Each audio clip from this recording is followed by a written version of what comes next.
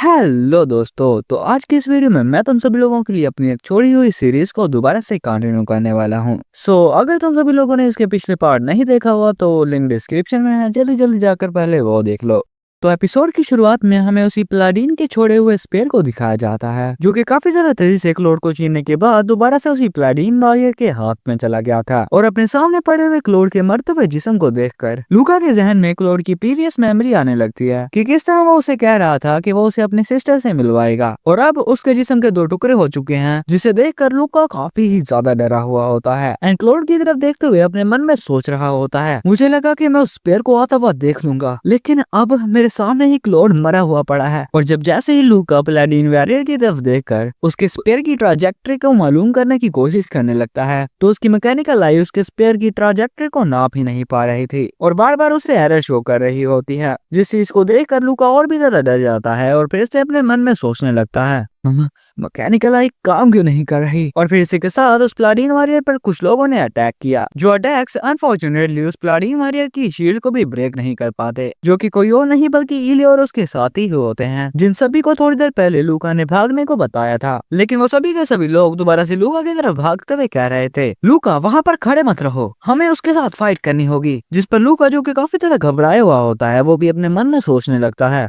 इले। लेकिन इसी के साथ उसने अपने आप को थोड़ा सा काम डाउन किया और फिर से सोचने लगा, नहीं वो सही कह रहा है, क्योंकि अगर हम यहाँ से भागने की कोशिश करेंगे तो फिर भी हम सिचुएशन से नहीं निकल सकते। तो इस चीज का सिर्फ यही मतलब है कि हमें इसका सामना करना होगा और तब तक इसे यहाँ पर रोकना होगा जब तक इंपीरियल गार्ड यहाँ पर नहीं पहुंच जाता। और फिर इसी के साथ लूका की जिंदगी के सबसे ज्यादा मुश्किल 15 सेकंड शुरू हो गए। और इसी के साथ अपने मन ही मन में उस इंपीरियल गार्ड के बारे में सोचते हुए, अगर हम इस प्लाडीन को थोड़ी देर तक रोक रखेंगे तो मुझे यकीन है कि वो इंपीरियल गार्ड काफी ज्यादा जल्दी से यहाँ पर पहुंचता होगा। लेकिन इसी के साथ हम देखते हैं उस प्लाडीन को, जो कि अपनी टेलीकिनेसिस का इस्तेमाल करते हुए उस पेड़ को लूका की तरफ आने में खड़ा था, और अगले ही सीन में वो पेड़ काफी ज्यादा तेजी से लूका के सामने आ गया, जिसे कि फॉर्चुनेटली लूका थोड़े से ही वक्त में डोज कर लेता है। लेकिन इसी के साथ उस हमले की वजह से लूका के हेलमेट के डिस्ट्रॉय होने के साथ साथ उसके चेहरे पर एक कट भी लग गया था। लेकिन अभी भी वो प्लाडीन रुकता नहीं है और लूका के पीछे गए हुए स्पेयर को कंट्रोल करते हुए दोबारा से उसी पर अटैक कर देता है। और अब शायद लूका ऐसे डोज नहीं कर सकता था और काफी ही ज्यादा डर जाता है। एंड इसी के साथ अपने मन में सोच रहा था, क्या मैं यहाँ पर मरने वाला हूँ? नहीं,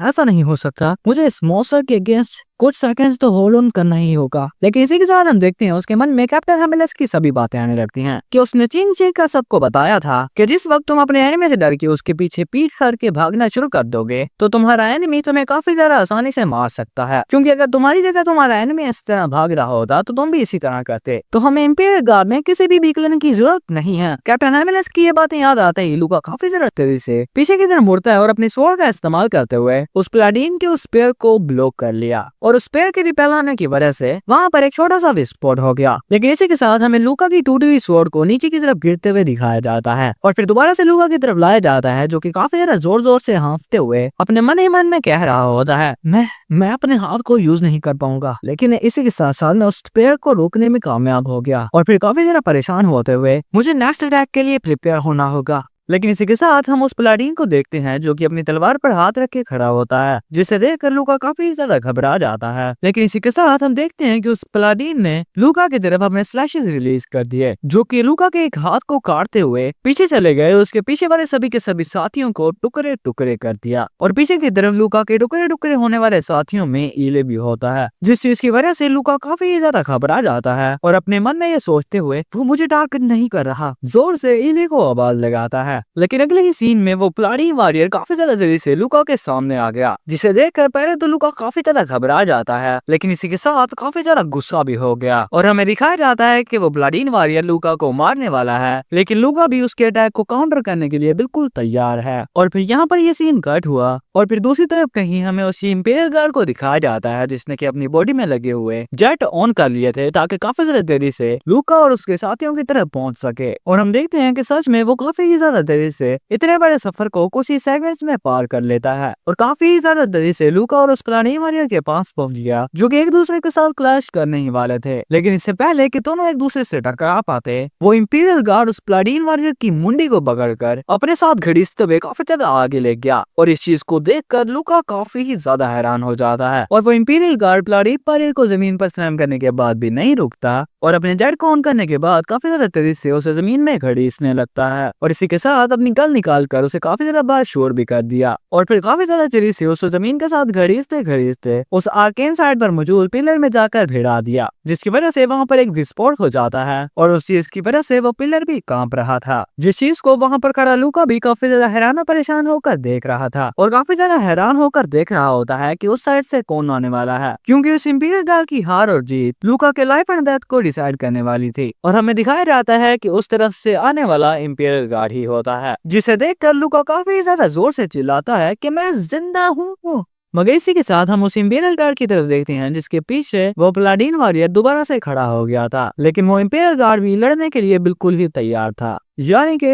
अभी तो पार्टी शुरू हुई है। वो पैलाडीन वॉरियर यानी कि कोराइट नाइट उठ रहा था, जिसे देखते हुए वो इंपीरियल नाइट भी अपनी बॉडी के अंदर मौजूद एक स्वॉर्ड को निकालने लगता है और अपनी स्वॉर्ड उस पैलाडीन नाइट की तरफ तान कर खड़ा हो जाता है और उस इंपीरियल नाइट और पैलाडीन वॉरियर को यूं फाइट के लिए तैयार होता हुआ देखकर पीछे की तरफ खड़ा हुआ लूका, जो कि काफी ज्यादा इंजर्ड होता है और जोर जोर से हाँफते हुए सोच रहा था। एक तरफ है लीजियन एम्पायर का इंपीरियल गार्ड, जिसकी बॉडी एक बहुत ही ज्यादा खतरनाक वेपन है, और दूसरी तरफ कोराइट अलायंस का होली नाइट, जो कि फोर्स को यूज कर सकता है। और हम देखते हैं कि वो पैलाडीन वॉरियर और इंपीरियल गार्ड एक दूसरे को मारने के लिए काफी ज्यादा तेजी से एक दूसरे की तरफ बढ़ने लगते हैं और इसी के साथ लूका अपने मन में सोच रहा होता है इन दोनों में से कौन सी साइड ज्यादा स्ट्रॉन्गर है। और हम देखते हैं कि वो पैलाडीन वॉरियर और इंपीरियल गार्ड एक दूसरे के साथ क्लैश कर जाते हैं और बिल्कुल एक दूसरे के खून के प्यासों की तरह फाइट कर रहे थे और इतनी ज्यादा तेजी से फाइट कर रहे होते हैं कि कभी जंगल की इस साइड पर आ जाते और कभी दूसरी साइड पर। लेकिन इसी के साथ साथ उनकी फाइट की वजह से वहाँ पर काफी ज्यादा डिस्ट्रक्शन भी फैल रही होती है और काफी ज्यादा तेजी से फाइट करते करते वो दोबारा से पुरानी जगह पर आ गए और उन दोनों के हर क्लैश की वजह से वहाँ पर डिस्ट्रक्शन फैल रही थी। और उन दोनों को इतनी ज्यादा तेजी से फाइट करता हुआ देखकर पीछे की तरफ खड़ा हुआ लूका भी अपने मन में सोचने लगता है ये तो कुछ ज्यादा ही फास्ट है,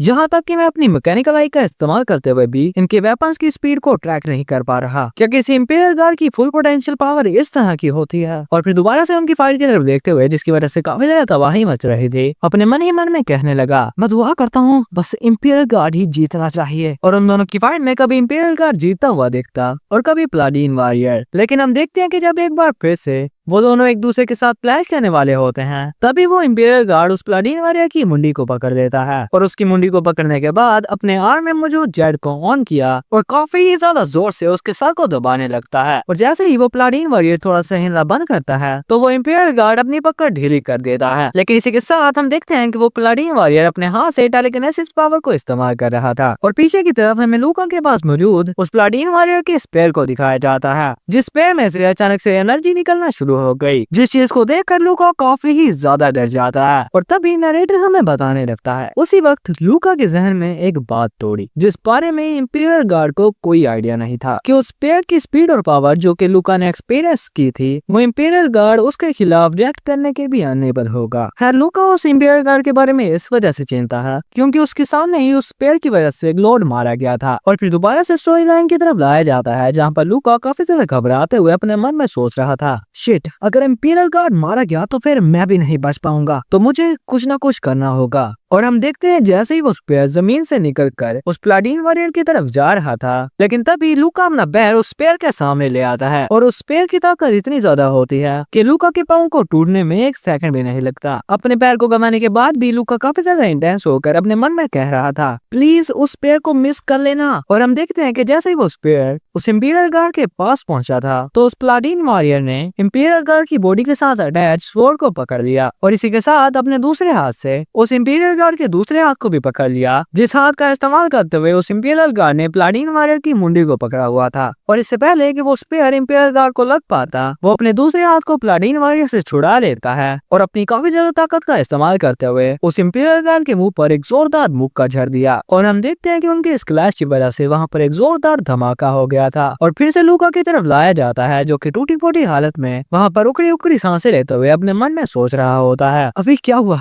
कौन सरवाइव किया होगा और फिर इसी के साथ अपनी आंखें बंद करते हुए, अगर उसको राइड नाइन ने सरवाइव किया होगा तो मेरे पास बचने का बिल्कुल भी रास्ता नहीं है। लेकिन इसी के साथ हमें लूका की तरफ किसी को बढ़ते हुए दिखाया जाता है, जिसके कदमों की आवाज को सुनकर लूका अपने मन ही मन में कह रहा था, please please please imperial guard ही हो। लेकिन हम देखते हैं कि जो भी सरवाइव किया था वो लूका के पास आकर कहने लगता है, गुड वर्क ट्रेनी, यानी कि इस फाइट को सरवाइव कर लेने वाला इंपीरियल गार्ड था, जो कि लूका को कह रहा होता है, मैं उस नाइट को इसी वजह से टेक डाउन कर पाया क्योंकि तुमने मेरी काफी ज्यादा मदद की। क्या तुमने अपनी एब्डोमेन पर चोट खाई है? तो लूका, जिसने कि अभी भी अपनी आंखें बंद की हुई थी, वो कराहते हुए उसे जवाब देने लगता है, हाँ, उसके फोर्स स्लैश को डॉज करते वक्त मुझे चोट लग गई। लेकिन फिर अचानक से वो इंपीरियल गार्ड लूका की तरफ अपना हाथ बढ़ाते हुए कहने लगता है, मैं तुम्हें असिस्ट करूंगा, चलो बेस की तरफ वापस चलें। लेकिन जैसे ही लूका ने अपनी आंखें खोलकर इंपीरियल गार्ड की तरफ देखा तो काफी ज्यादा हैरान हो जाता है और फिर हमें इंपीरियल गार्ड के फुल मैकेनिकल आर्मर के बारे में बताया जाता है। एम्पायर की तरफ से एक इंपीरियल गार्ड को मिलने वाला एक फुल बॉडी मैकेनिकल आर्मर, जो कि इंसान की बॉडी के कॉम्बैट में ना यूज होने वाले सभी के सभी अननेसेसरी पार्ट को हटाने के बाद उनके ब्रेन से अटैच कर दिया जाता है। ये एक ऐसी आइटम है जो कि किसी को भी एक अल्टीमेट वेपन बना सकती है और हर ट्रेनी का सपना होता है कि उसे भी एक लीजियन आर्मर मिले। लेकिन हम देखते हैं कि इस वक्त जो लूका देखता है उसे देखकर काफी ज्यादा हैरान हो जाता है क्योंकि उस इंपीरियल गार्ड का सर गायब हो चुका था। लेकिन फिर भी वो लूका की तरफ अपना हाथ बढ़ाए खड़ा होता है और उसे यूं देखकर लूका काफी ज्यादा मायूस होकर कहने लगता है, तुम जिंदा हो लेकिन तुम्हारा ब्रेन कहाँ पर है? क्या तुम एक मशीन हो या फिर तुम एक ह्यूमन हो? क्या हो तुम? और इस चीज के बारे में पता चलता ही कि उसका ब्रेन गायब हो चुका है, वो इंपीरियल गार्ड भी बड़ी अजीब सी हरकतें करना शुरू कर देता है और फिर अचानक से जोर जोर से चिल्लाने लगा और फिर हम देखते हैं कि इंपीरियल गार्ड भी मारा गया। और इस चीज को भी देखकर कि वो इंपीरियल गार्ड एक रोबोट था, लूका काफी ज्यादा मायूस होकर कहने लगता है, मैं इतनी ज्यादा मेहनत कर रहा था सिर्फ इसी वजह से कि इस तरह का एक रोबोट बन सकूं। लेकिन इसी के साथ हम देखते हैं कि लूका की पूरी बॉडी शेक कर रही होती है और लूका भी अपने मन में सोच रहा था, मेरी बॉडी कांपना बंद ही नहीं कर रही, मदद के यहाँ पर पहुँचने तक क्या मैं सर्वाइव भी कर सकूंगा? शायद ये मेरी जिंदगी का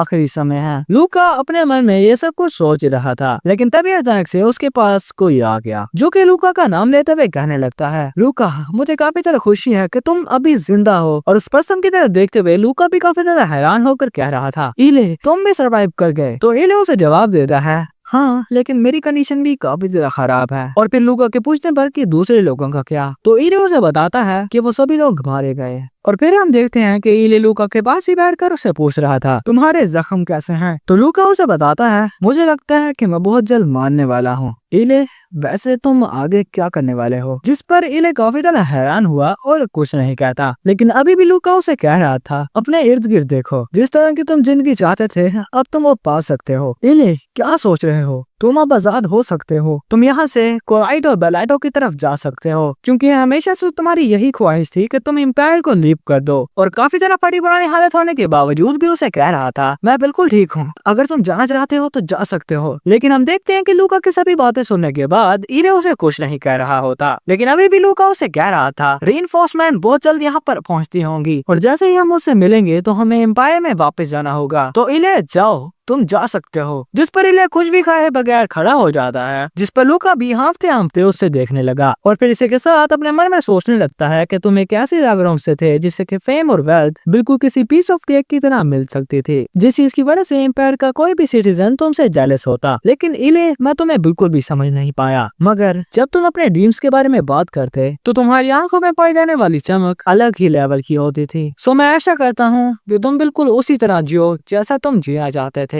लूका अपने मन में ये सब कुछ सोचते हुए अपनी आंखें बंद कर लेता है और थोड़ी देर के लिए पूरी की पूरी स्क्रीन ब्लैंक हो जाती है। लेकिन तभी हम देखते हैं कि अचानक से लूका के सीने पर किसी ने हाथ रखा, जिस चीज की वजह से लूका ने भी अपनी आंखें खोली और अपने सामने वाले पर्सन को देखकर कहने लगता है, तुम यहाँ पर क्या कर रहे हो इडियट? और हम देखते हैं वो पर्सन कोई और नहीं बल्कि इले ही होता है, जो कि लूका के सीने पर हाथ रख के कह रहा था, तुम्हें इस तरह एक्ट करता हुआ देखकर मुझे लगा कि तुम सच में कहीं ना मर जाओ, क्योंकि मैं अपने किसी दोस्त को अपने सामने ही मरता हुआ छोड़कर इस तरह अपने ड्रीम्स को पूरा करने के लिए नहीं जा सकता। लेकिन इन बातों को सुनकर लूका के चेहरे पर भी एक पॉजिटिव स्माइल आ गई थी। लेकिन इसी के साथ हम देखते हैं कि उनकी रीइंफोर्समेंट भी आ चुकी थी और इसी के साथ हमारा ये एपिसोड यहाँ पर खत्म होता है। और अगर आप सभी लोगों को ये वीडियो पसंद आई है तो जल्दी जल्दी चैनल को सब्सक्राइब और वीडियो को लाइक कर दो। तो मिलते हैं अगली वीडियो में, तब तक के लिए ta-ta bye bye, take care.